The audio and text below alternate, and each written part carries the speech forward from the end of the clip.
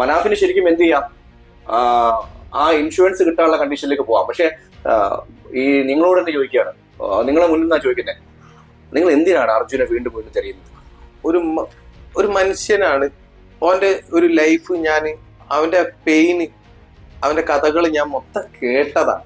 അവൻ ഇപ്പൊ കിടക്കുന്നത് ഒരു വെള്ളത്തിലോ മണ്ണിലോ ഏതോ ഒരു ആപത്തിൽ കിടക്കുകയാണ്. മരണപ്പെട്ടു പോയിട്ടുണ്ടാവും. പക്ഷെ ആ പെട്ടുപോയാലും ഓൻ നമ്മളെ സ്ഥാപനത്തിൽ ജോലിക്ക് വരുന്നത് ഏകദേശം ഓന്റെ മനസ്സിലൊരു സേഫ്റ്റി ഉണ്ടാവുമല്ലോ. ഞാൻ അതർ സ്റ്റേറ്റുകളിൽ പോണതാണ്, എനിക്ക് എന്തെങ്കിലും പറ്റിക്കഴിഞ്ഞാൽ എന്റെ മുതലാളിമാര് എന്നെ നോക്കിക്കോളും. ഇപ്പം ഫുൾ ബ്ലാങ്ക് ആയി. കാരണം എന്ന് പറഞ്ഞു കഴിഞ്ഞാൽ നമ്മൾ ഇത്രയും കഷ്ടപ്പെട്ടത് മുഴുവൻ ഓനെ എങ്ങനെയെങ്കിലും തിരിച്ച് ഓന്റെ എന്തെങ്കിലും ഭാഗം ആ വീട്ടിൽ എത്തിക്കാന്നുള്ളതാണ്. കെട്ട് പൊട്ടിയിട്ടുണ്ട്.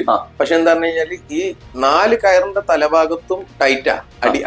അടിയിലെന്തോ കെട്ടിയ, അതായത് ഞങ്ങൾ ലോറി കെട്ടണമായി തന്നെയാണ് കെട്ടി നിൽക്കുന്നത്. ഈ 1 കോടി ഉറുപ്പ്യ കർണാടക ഗവൺമെന്റിന്റെ കയ്യിൽ ഞങ്ങൾക്ക് വേണ്ടി ചെലവാക്കാനില്ല. അതായത് ഇത് ചെലവാക്കുന്നത് വെറും ഒരു അർജുനന് വേണ്ടിയിട്ട് മാത്രമല്ല, ഇത് ചെലവാക്കുന്നത് 3 മനുഷ്യർക്ക് വേണ്ടിയിട്ടാണ്. ഈ മനുഷ്യര് ആരും ഓരോ തെറ്റുകൊണ്ട് മരണപ്പെട്ടതല്ല. 11 പേര് ഇപ്പൊ ഈ വിഷയത്തിൽ മരണപ്പെട്ട്, ഈ അപകടത്തിൽ മരണപ്പെട്ട്, ഈ 11 പേരും മരണപ്പെട്ടത് വേറെ ആരോ ചെയ്ത തെറ്റിനാണ്. അതാണ് ഏറ്റവും വലിയ പ്രശ്നം. 3ാമത് ഡൈവ് ചെയ്ത സമയത്താണ് ഞങ്ങളെ വണ്ടിന്റെ ജാക്കി ആയിട്ട് വരുന്നത്. ജാക്കി കിട്ടിയോട് കൂടിയിട്ട് ഇവർക്ക് പിന്നെ തെരച്ചിൽ നിർത്താൻ കഴിയില്ല. കന്നഡയിൽ എഴുതിയ ഒരുപാട് പേപ്പർ ഒപ്പിടാനാ പറയുന്നത്. അത് മിക്കവാറും ചിലപ്പോൾ ആ തെരച്ചിൽ നിർത്താനുള്ള ലോറിന്റെ ഓണർ എന്നുള്ള നിലക്ക് നമ്മളെ ഭാഗത്തു നിന്നുള്ള ഒരു സമ്മതപത്രമാണ് വാങ്ങാൻ ശ്രമിക്കുന്നത്. ആ ദയനീയ അവസ്ഥ ആ വീഡിയോ ഉണ്ട്. അപ്പൊ ഈ എസ് ഐ എന്താ ചെയ്യുന്നത് പറഞ്ഞു കഴിഞ്ഞാല് റീൽസ് കാണുക, വണ്ടിന്റെ ഉള്ളിൽ ഇരുന്നിട്ട് മൈൻഡ് പോലും ചെയ്യില്ലേ. ലോറിന്റെ ഡ്രൈവേഴ്സ് ആണ് ശരിക്കും എന്താക്കുന്നത്, നമ്മളെ പട്ടിണി മാറ്റണത്. ഇവിടേക്ക് സാധനങ്ങൾ എത്തിക്കാൻ എത്ര പാടുണ്ട്. ഒരു റോട്ടും കൂടി വരുമ്പോ എന്തൊക്കെ ത്യാഗങ്ങൾ സഹിച്ചിട്ട് ഒരു ഡ്രൈവർ വണ്ടി ഓടിച്ചു വരുന്നത്.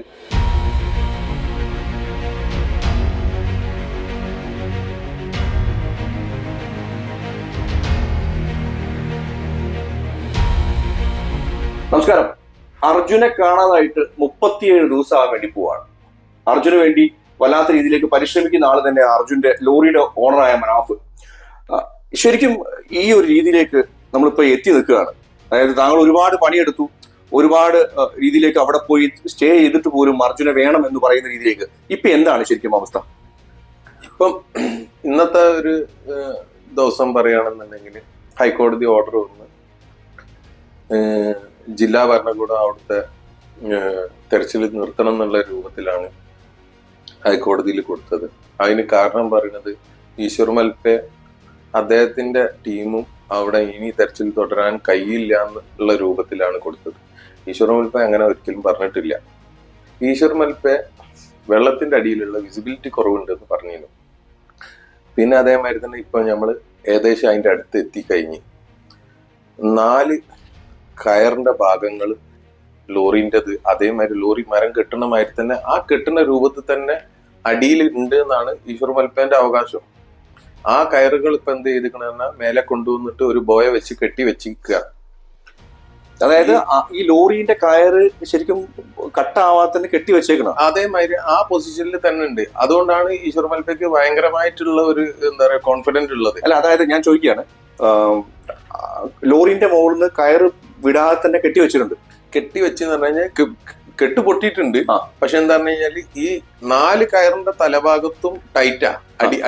അടിയിലെന്തോ കെട്ടിയ, അതായത് ഞങ്ങൾ ലോറി കെട്ടണമായി തന്നെയാണ് കെട്ടി നിൽക്കുന്നത്.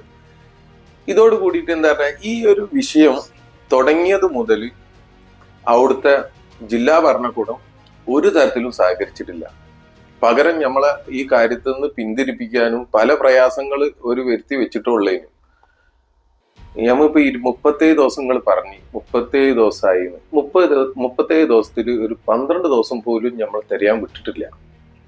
ബാക്കിയുള്ള ദിവസങ്ങളിലൊക്കെ നിരന്തരമായിട്ട് നമ്മൾ സംഘർഷത്തിലേനി. അവിടുത്തെ കാലാവസ്ഥ ഒരു പ്രത്യേക ടൈപ്പ് കാലാവസ്ഥയും മഴക്കാലമായിരുന്നു. ഈ 37 ദിവസം കൊണ്ട് ഞാൻ കൊടും മഴക്കാലവും അനുഭവിച്ച് ഇപ്പം നിലവിൽ കൊടും ചൂടുവാണ്. ഇതും അനുഭവിക്കുക. നമ്മളെ സംബന്ധിച്ചിടത്തോളം ഓനെ അങ്ങനെ അങ്ങോട്ട് വിട്ടു പോരാൻ പറ്റുന്ന ഒരു ബന്ധമല്ല.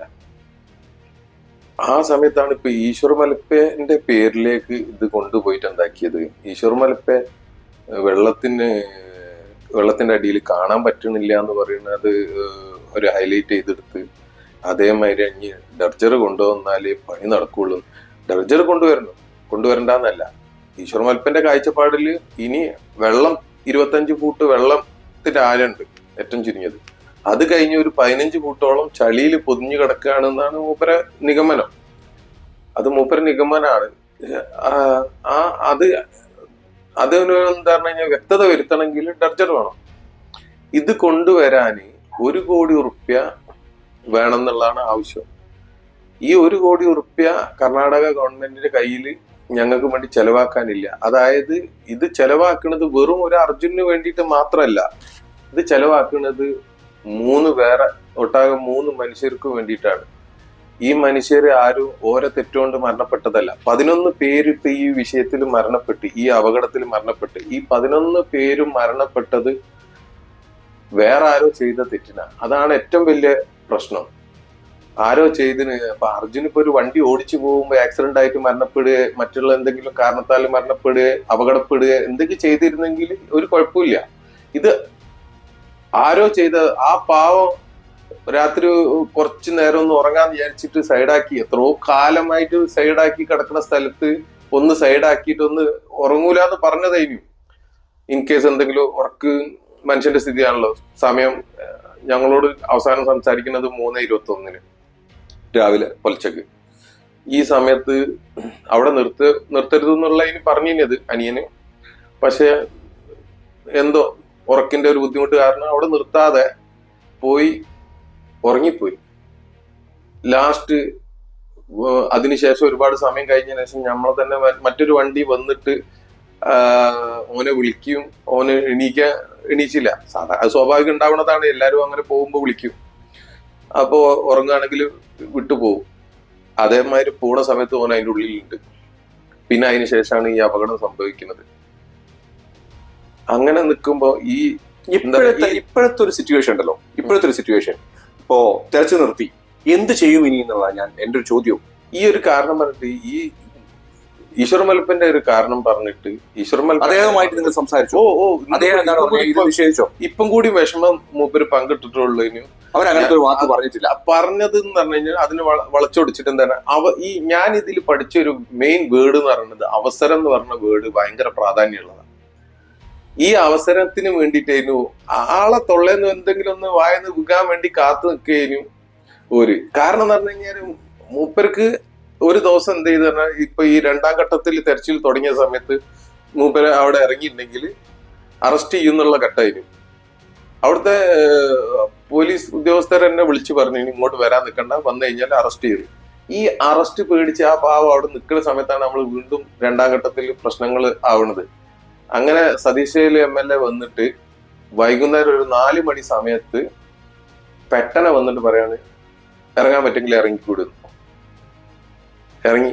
ആളിറങ്ങി ആകെ 3/4 മണിക്കൂർ അപ്പത്തേക്ക് ഒന്ന് തയ്യാറായിട്ട് ഇറങ്ങുമ്പോൾ 3/4 മണിക്കൂറിന്റെ ഒരു ടൈം ഉണ്ടായിട്ടുള്ളൂ.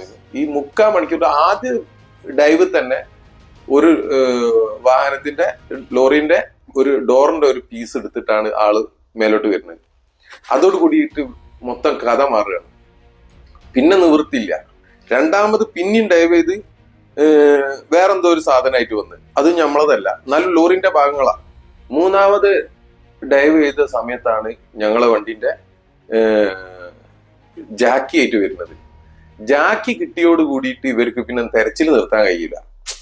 അതായത് അന്ന് ഡൈവ് ചെയ്ത് അങ്ങോട്ട് നിർത്താമെന്ന് വിചാരിച്ചത് പിന്നെ അവിടുന്ന് ഇതായി. പിന്നെ പിറ്റേ ദിവസം വീണ്ടും ഓരോ സാധനങ്ങൾ കിട്ടാൻ തുടങ്ങുക. ഞങ്ങളെ വണ്ടിൻ്റെതല്ലാത്തത് ഒരുപാട് സാധനങ്ങൾ കിട്ടി. അവിടെ മനസ്സിലാക്കേണ്ട വേറെ വിഷയമുണ്ട്. നമ്മുടെ വണ്ടി മാത്രമല്ല അപകടത്തിൽ പെട്ടത്. ഇവർ ഇത്രയും കാലം പറഞ്ഞുകൊണ്ടിരുന്ന വിഷയം എന്താ പറഞ്ഞു കഴിഞ്ഞാല് ഞങ്ങളെ വണ്ടി അതിൻ്റെ ഉള്ളിൽ പോയി എന്ന് ഒരു വിശ്വസിക്കുന്നില്ലേനും. അങ്ങനെ ഞങ്ങളെ വണ്ടീനെ അവിടെ ഉൾപ്പെടുത്തിക്കൊണ്ടാണെങ്കിൽ ഞങ്ങളെ വണ്ടിയും പിന്നെ ഒരു ടാങ്കർ ലോറിന്റെ വെറും ഹെഡ് ഫ്രണ്ട് ഭാഗം മാത്രമേ അതിൻ്റെ ഉള്ളിലുള്ളൂ, വേറെ ഒന്നും ഇല്ല എന്ന് പറഞ്ഞു കൊടുക്കുന്നത് പല ഭാഗങ്ങളും പൊന്താൻ തുടങ്ങി.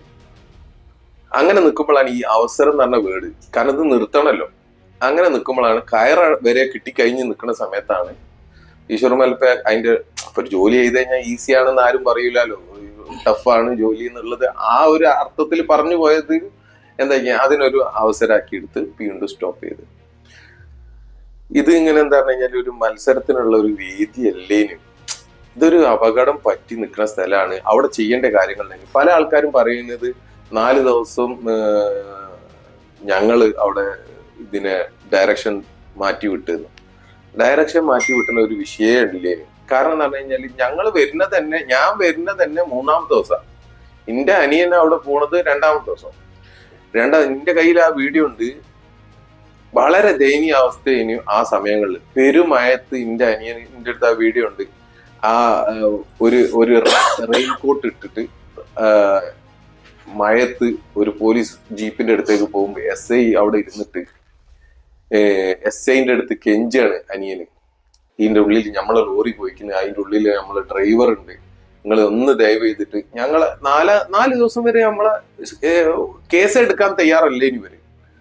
ആ ദയനീയ അവസ്ഥ ആ വീഡിയോ ഉണ്ട്. അപ്പൊ ഈ SI എന്താ ചെയ്യുന്നത് പറഞ്ഞു കഴിഞ്ഞാല് റീൽസ് കാണുക വണ്ടിന്റെ ഉള്ളിൽ ഇരുന്നിട്ട്, മൈൻഡ് പോലും ചെയ്യില്ലേ.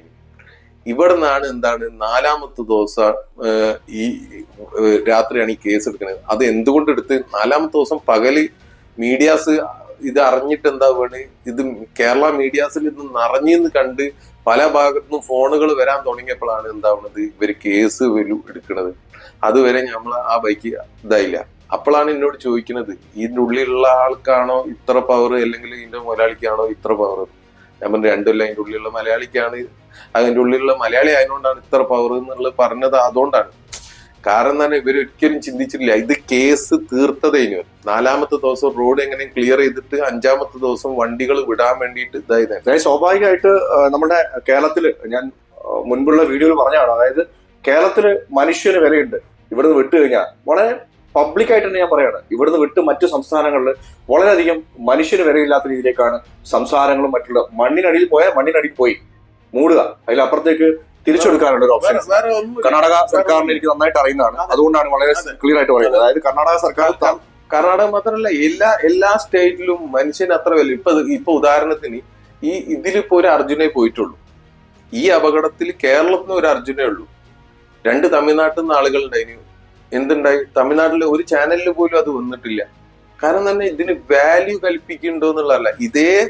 ഇതേ തമിഴ്നാട്ടുകാരെ ലോറി അവിടുന്ന് ഒരു 30-35 കിലോമീറ്റർ ദൂരത്ത് കാർവാറിൽ വെച്ചിട്ട് ഒരു പാലത്തിന്റെ മുകളിൽ താഴോട്ട് വീണ് ഒന്നും സംഭവിച്ചില്ല. ആൾക്ക് 58 സ്റ്റിച്ച് ഉണ്ടെന്നാ പറയുന്നത്. അതെ, അയാൾ എന്റെ കൂടെ തന്നെ, ഞാനാണ് പോയി അവിടെ ഉണ്ടായിരുന്നത്.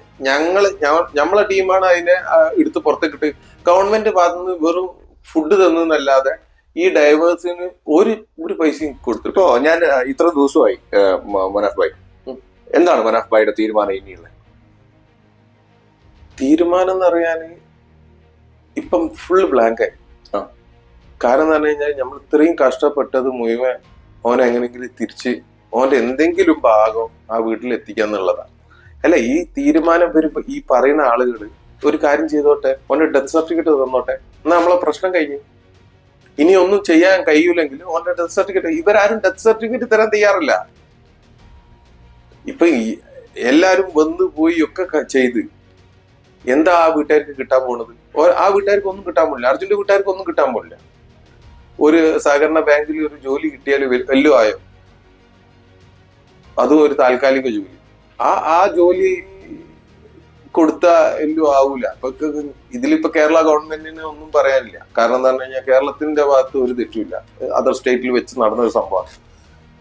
പിന്നെ മാർക്സിസ്റ്റ് പാർട്ടിന്റെ പ്രത്യേകിച്ച് ഓർക്കൊന്നും ഇതിലൊന്നുമില്ല. പിന്നെ എന്തെങ്കിലും ചെയ്യാൻ പറ്റുക കോൺഗ്രസ്സുകാർക്കാണ്. കാരണം കർണാടക ഭരിക്കുന്ന കോൺഗ്രസ്സുകാരാണ്. പക്ഷെ കർണാടകയിൽ ഈ നേതാക്കന്മാരൊക്കെ ഞാൻ ആലോചിച്ചു, ഇത്രയും ബന്ധങ്ങൾ ഉണ്ടായിട്ട്, ഇത്രയും പിടിപാടുണ്ടായിട്ട് ഈ ഒരു കാര്യം നേരാ ചൊവ്വ ചെയ്യിക്കാൻ കഴിയുന്നില്ല എന്ന് അറിയുമ്പോൾ അത് പരാജയം തന്നെ, ഒന്നും ഒരു സംശയമില്ല ആ കാര്യത്തിൽ.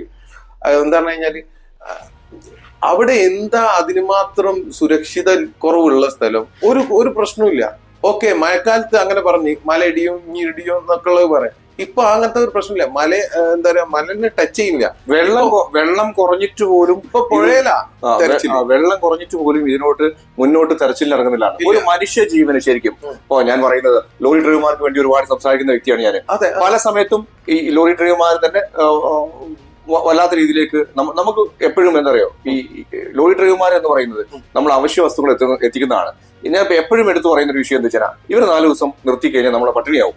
ആ രീതിയിലേക്ക് ഞാൻ പറയുന്നത് ഒരു മനുഷ്യന്റെ വിലക്ക് ഇന്ത്യയിൽ, ഞാൻ പറയുന്നത് കേരളത്തിലോ മറ്റുള്ള ഒന്നുമല്ല പറയും, ഇന്ത്യയിൽ ഇത്രയും വിലയില്ലാത്ത രീതിയിലേക്ക് സജ്ജീകരണങ്ങൾ. ഞാൻ പറയുന്നത് ഇപ്പോ ഉത്തർപ്രദേശിൽ നിന്ന് ഇത്തരം ഒരു ട്രെയിന് കൊണ്ടുവന്ന് അർജുനെ തിരിച്ചെടുക്കേണ്ട ഒരു അവസ്ഥ പോലും ഉണ്ടാവുന്ന സാഹചര്യം എത്രയോ ദിവസങ്ങൾ കഴിഞ്ഞു. തീരെ വിലയില്ലാതായി പോയോ എന്നുള്ളതാണ് ഞാൻ മനസ്സിലാക്കുന്നത്. ലോറി നിന്ന് കഴിഞ്ഞാൽ കേരളം പട്ടിണിയാണ്. ലോറിന്റെ ഡ്രൈവേഴ്സ് ആണ് ശരിക്കും എന്താക്കുന്നത്, നമ്മൾ പട്ടിണി മാറ്റണത്. ഇവിടേക്ക് സാധനങ്ങൾ എത്തിക്കാൻ എത്ര പാടുണ്ട്. ഒരു റൂട്ടും കൂടി വരുമ്പോ എന്തൊക്കെ ത്യാഗങ്ങൾ സഹിച്ചിട്ട് ഒരു ഡ്രൈവർ വണ്ടി ഓടിച്ചു വരുന്നത്. RTOനെ പേടിക്കണം, പോലീസുകാരെ പേടിക്കണം, കള്ളന്മാരെ പേടിക്കണം, സെയിൽ ടാക്സുകാരെ പേടിക്കണം, എന്തൊക്കെ പ്രശ്നങ്ങൾ. ഈ ആളുകളെ ഒക്കെ പേടിച്ചിട്ട് അങ്ങനെ പറയണ തെറ്റ് ചെയ്യണുണ്ട്. എന്തായാലും ചെറിയ രൂപത്തിലൊക്കെ എങ്ങനെ ആയാലും ഉദ്യോഗസ്ഥന്മാര് വിചാരിച്ചു കഴിഞ്ഞാൽ തെറ്റുകൾ കണ്ടുപിടിക്കാൻ കഴിയും. അവരെ പറഞ്ഞാൽ അവർക്ക് അവരുടേതായ ടാർഗറ്റും കാര്യങ്ങളും ഉണ്ടാവും. ഒരു എന്തെങ്കിലും ഒരു കാരണം പറഞ്ഞ് ഫൈൻ ഇടും. അതിൽ നിന്നൊക്കെ രക്ഷപ്പെട്ടിട്ടാണ് ഈ രാത്രി. ഞാൻ പറയുന്നത് മനാഫ്കന്റെ ഇനിയുള്ള തീരുമാനം എന്താ? ഇനിയുള്ള തീരുമാനം താങ്കൾക്ക് വേണമെങ്കിൽ ആ വണ്ടി മിസ്സായി എന്ന് പറഞ്ഞ് ഇൻഷുറൻസ് ക്ലെയിമിലേക്ക് പോവാം. താങ്കൾ പറയുന്നത് എനിക്ക് അർജുനെ കിട്ടിയിട്ട് മാത്രമേ തിരിച്ചു വരുള്ളൂ. അതെ, ഞാൻ പല സോഷ്യൽ മീഡിയയിൽ പറയും മനാഫ് വണ്ടിക്ക് വേണ്ടിയിട്ടാണ് ഇതൊക്കെ കളിക്കുന്നത്. ഇത് അറിയാത്ത ആൾക്കാരാണ്. ഞാൻ പലവട്ടം പറഞ്ഞു കഴിഞ്ഞ് വണ്ടി കാണാതായാൽ പോലും ഇൻഷുറൻസ് കിട്ടും. ഇൻഷുറൻസ് കളവ് പോയാൽ ഇൻഷുറൻസ് കിട്ടൂലേ നമ്മളെ നാട്ടില്? കത്തിപ്പോയാൽ കിട്ടും, വെള്ളത്തിൽ പോയാൽ കിട്ടും, എല്ലാ ഡൗട്ടിലും കിട്ടും. എന്നോട് പോലീസുകാർ പറയണത് ഇപ്പൊ കഴിഞ്ഞ ഈ ഒരു 5-6 ദിവസം മുമ്പത്തെ കേസ് കന്നഡയിൽ എഴുതിയ ഒരുപാട് പേപ്പർ ഒപ്പിടാനാ പറയുന്നത്. അത് മിക്കവാറും ചിലപ്പോൾ ആ തെരച്ചിൽ നിർത്താനുള്ള ലോറിന്റെ ഓണർ എന്നുള്ള നിലക്ക് നമ്മളെ ഭാഗത്തു നിന്നുള്ള ഒരു സമ്മതപത്രമാണ് വാങ്ങാൻ ശ്രമിക്കുന്നത്. നമ്മളത് ഒപ്പിടാൻ നിൽക്കുന്നത് എന്താണെന്ന് പറഞ്ഞു കഴിഞ്ഞാല് ഇൻ കേസ് എങ്ങാനും ഞങ്ങൾ ഒപ്പിട്ട് പോയിട്ടുണ്ടെങ്കിൽ ഇതിനൊരു എന്താ പറയാ, പ്രഷറോട് എനിക്ക് ഒരു ചെറിയ കാര്യം പറയട്ടെ. അതായത് മനാഫിന് ശരിക്കും എന്ത് ചെയ്യാം, ആ ഇൻഷുറൻസ് കിട്ടാനുള്ള കണ്ടീഷനിലേക്ക് പോവാം. പക്ഷെ ഈ നിങ്ങളോട് തന്നെ ചോദിക്കുകയാണ്, നിങ്ങളെ മുന്നിൽ നിന്നാ ചോദിക്കുന്നത്, നിങ്ങൾ എന്തിനാണ് അർജുനെ വീണ്ടും വീണ്ടും തെരയുന്നത്? അതിന്റെ മുമ്പ് എനിക്കൊരു കാര്യം പറയാനുള്ളത് എന്താ പറഞ്ഞു കഴിഞ്ഞാല്, ആദ്യം എന്താ പറഞ്ഞു കഴിഞ്ഞാല് ഒരു മനുഷ്യനാണ്. അവന്റെ ഒരു ലൈഫ് അവന്റെ പെയിന്, അവന്റെ കഥകൾ ഞാൻ മൊത്തം കേട്ടതാണ്. ഇതിനെ ഞാൻ എന്താ പറഞ്ഞു കഴിഞ്ഞാല് നമ്മളെ ഇവിടെ സ്ഥാപനത്തിലുള്ള ഒരു ബന്ധം എന്ന് പറഞ്ഞാൽ ജോലിക്കാർ തമ്മിൽ ഒരു എന്താ പറയാ ഭയങ്കര ബന്ധം. ജോലി കഴിഞ്ഞ് കഴിഞ്ഞാൽ നമ്മള് വീട്ടിലെ അംഗത്തെ പോലെ കഥകൾ പറച്ചിലും ഇതൊക്കെ ഉള്ള. അവന് പ്രത്യേകിച്ച് ഓന്റെ കഥകൾ മുഴുവൻ സാഡ് കഥകളാ. ഓന്റെ ഫാമിലിനെ പൂറ്റിയ കഥകൾ, ചെറുപ്പം മുതലേ നയിച്ച് പോകുന്നത്, ഇങ്ങനെ പെയിന്റ് പണിക്ക് പോയിട്ടും അങ്ങനെ ഓന്റെ പഴയ ഫോട്ടോകളും ഓന്റെ ബാക്കിയുള്ളവരെ നോക്കിയാൽ കണ്ടാൽ മനസ്സിലാവും. ആ ശരീരം മൊത്തം പ്രാരാബ്ദം കിടക്കുന്നതാ. അപ്പൊ ഈ ബന്ധങ്ങൾ അറിഞ്ഞിട്ട് വ്യക്തിപരമായിട്ട് എനിക്ക് എന്റെ അനിയനക്കും ഇവനായിട്ട് എന്നെക്കാട്ടും കൂടുതൽ എന്റെ അനിയനക്ക് ഈ ബന്ധങ്ങൾ തന്നെ ആ ആള് അതിൻ്റെ ഉള്ളിൽ ഒരു ആപത്തിൽ പെട്ട് കഴിഞ്ഞു കഴിഞ്ഞാൽ അവൻ ഇപ്പൊ കിടക്കുന്നത് ഒരു വെള്ളത്തിലോ മണ്ണിലോ ഏതോ ഒരു ആപത്തിൽ കിടക്കുകയാണ്. മരണപ്പെട്ടു പോയിട്ടുണ്ടാവും. പക്ഷെ ആ പെട്ടുപോയാലും നമ്മളെ സ്ഥാപനത്തിൽ ജോലിക്ക് വരുന്നത് ഏകദേശം ഓന്റെ മനസ്സിലൊരു സേഫ്റ്റി ഉണ്ടാവുമല്ലോ. ഞാൻ അതർ സ്റ്റേറ്റുകളിൽ പോണതാണ്, എനിക്ക് എന്തെങ്കിലും പറ്റിക്കഴിഞ്ഞാൽ എന്റെ മുതലാളിമാര് എന്നെ നോക്കിക്കോളും എന്നുള്ള 100% ഉറപ്പിൽ തന്നെയാണ് എല്ലാ ജോലിക്കാരും എല്ലാ ഡ്രൈവേഴ്സും പോണത്.